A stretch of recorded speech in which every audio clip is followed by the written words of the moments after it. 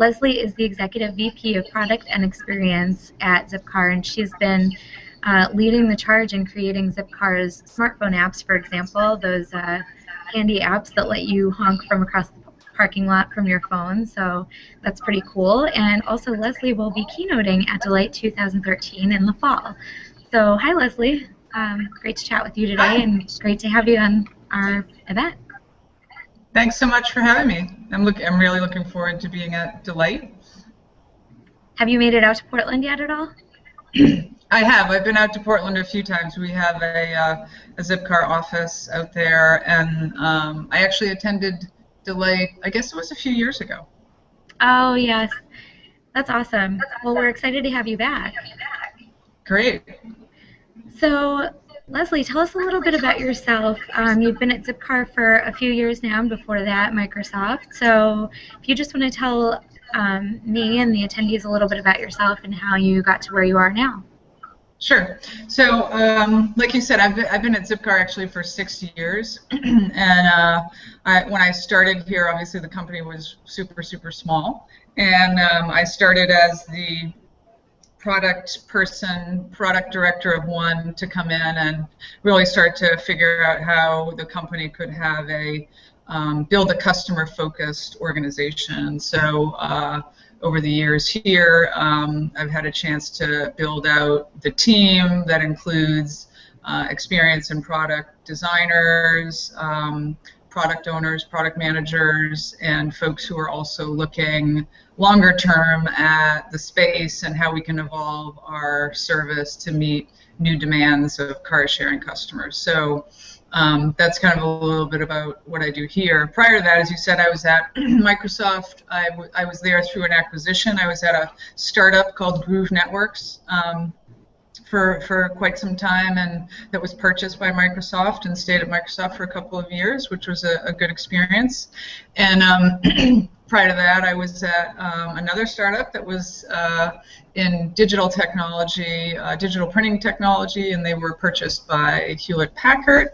And then prior to that, I was in a service design consultancy, where it's interesting, it was my first job out of graduate school, and I'm using a lot of the things that I learned there, which was really looking at end-to-end service processes. I did a lot of work for car manufacturers, BMW, Cadillac, and a lot for hotel companies as well, looking at end-to-end service processes and how to improve those from a customer standpoint. So that, including all of my product and product development experience, kind of led me to Zipcar, and what's to me kind of a perfect role because it mixes all of those things. So that's a little bit about myself. Yeah, definitely. That's pretty much a perfect progression right into where you're at now, kind of focusing more on the customer experience. So that's fantastic. So as far as Zipcar goes, you know, we were lucky enough to have you at Future M last year talking about designing for Delight, and you talked about, you know, how you live the life of your customer. So what is the culture like at Zipcar that's kind of built around that? You mentioned that's kind of a core pillar of the company. Mm-hmm. Yeah, I think a lot of that has to do with a lot of people who come to work at Zipcar actually have been members of the service, and so they really like the service and say, oh, this is something that I want to work on. So number one, we have that benefit of customers coming and wanting to work here, so they have a natural affinity for making the experience better.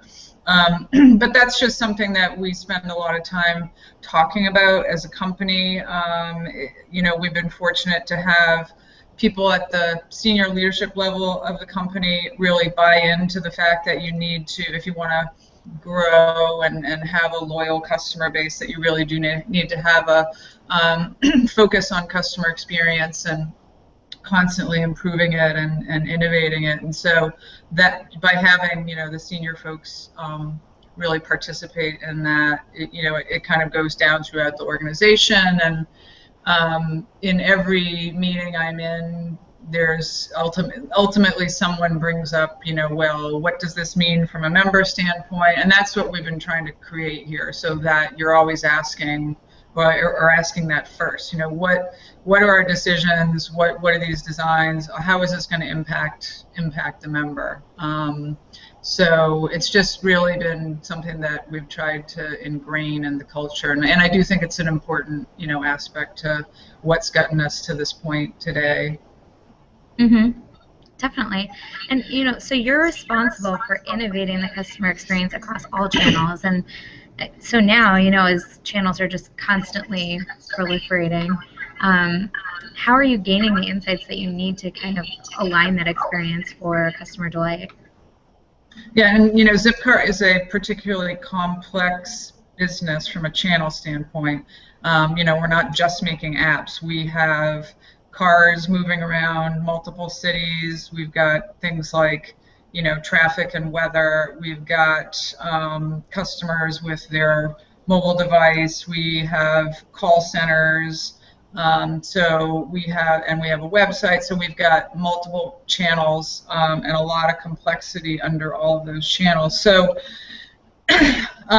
we do a couple of things. One is by understanding and depicting the end-to-end journey, we have identified where are the key quality elements of the experience that we need to measure. So we measure those, and so I can look at those, you know, on a daily basis. That may be something like looking at car availability. How easy is it for me if I'm searching on my phone or on the web to find the car that I'm looking for, or be able to find a car to book. So that's, you know, that's one metric. So we try to track critical metrics that we know the sum of them really equate to a great experience.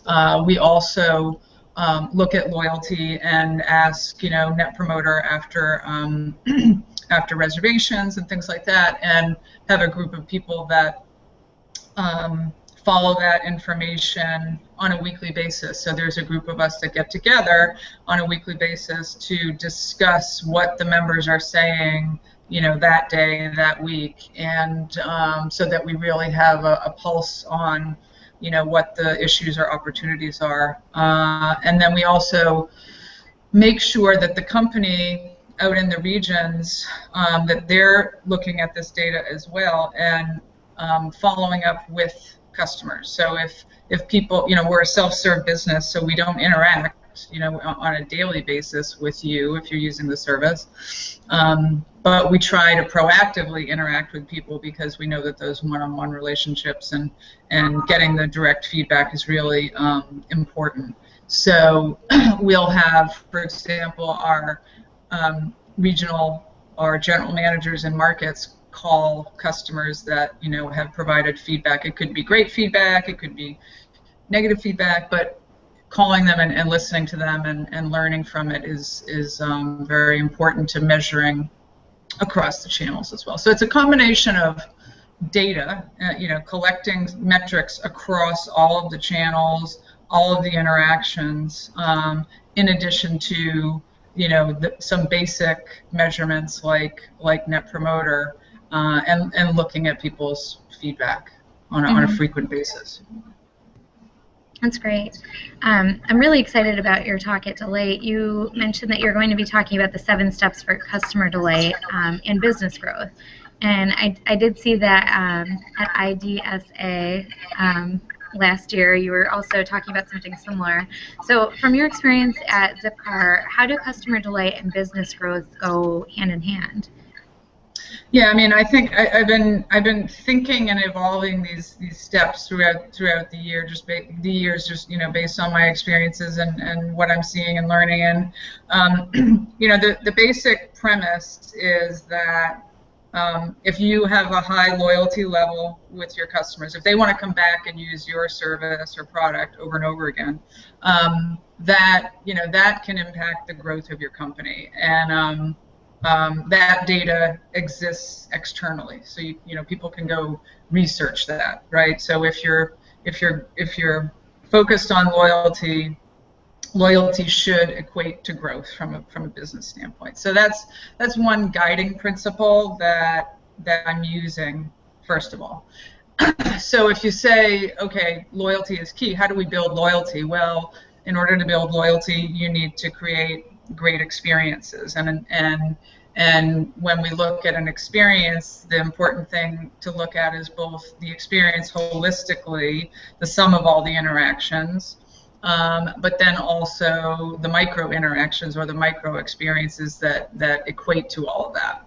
So in order to build loyalty, you really need to be looking very broadly across the entire experience, understanding moments of truth, where there are opportunities for moments of truth, but then also diving into particular areas where you know you can either design it and make it, you know, incredibly better, or, you know, even more simple, or create some wow, or look at how you can design out a pain point or a problem. So the basic fundamentals are, you know, if you focus on loyalty, you'll grow, your business will grow. And in order to focus on loyalty, you need to design great experiences. And great experiences don't just happen. You actually need to, as a company, design them and break them down and understand them and do that over and over again. And so the 7 steps revolve around some of that.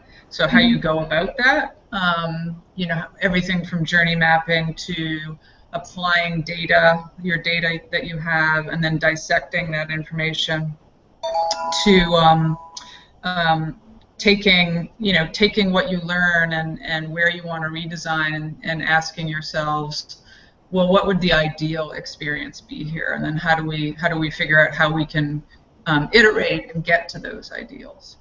And then it also, you know, some of the other steps are maybe not as obvious from a experience or service design standpoint, but things like employee experience. You know, obviously your employees kind of make it all happen, whether they're talking directly to a customer or not.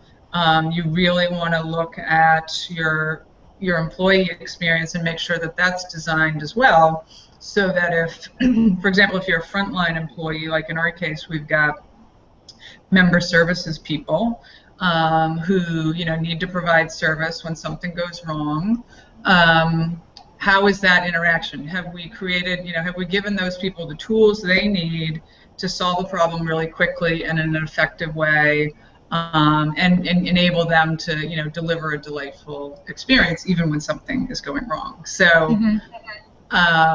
So that's just another step that I'll go through, and one that maybe isn't always, it's obvious, but it's not always obvious, that you really need to focus on what the employees are doing and the tools that they're using as well. Definitely. It's funny, I was on a Forrester webinar yesterday with Carrie Bodine, and she specifically cited Zipcar for being exceptional at innovating customer experience. And I think one of the things that makes you guys, you know, so exceptional is that brand, your brand focus on the customer experience is really woven in between every single interaction. And like you explained, it's in those tiny gaps where people are still really engaged with the brand and getting that Zipcar experience no matter where they are in the process. So yeah, that definitely comes through, and I'm excited to hear about that at Delight. So you, I know you've been at Delight before, but this year we have a much bigger format, I think, than you were there the last time, when it was just probably a half-day event. So what are you looking forward to about Delight this year?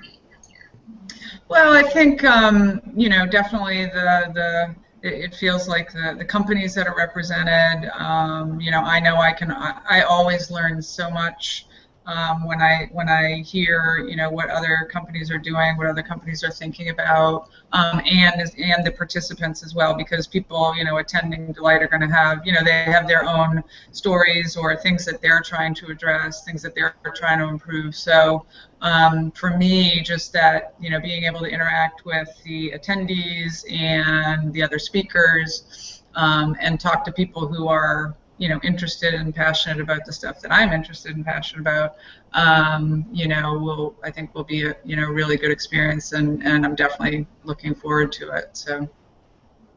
Excellent. Well, this was great to get a little sneak peek of your talk, and it was great to talk with you again, as always. And I look forward to seeing you out in Portland in a few months. Great. I look forward to being there. Great. Thanks, Leslie. Thanks so much. Bye-bye.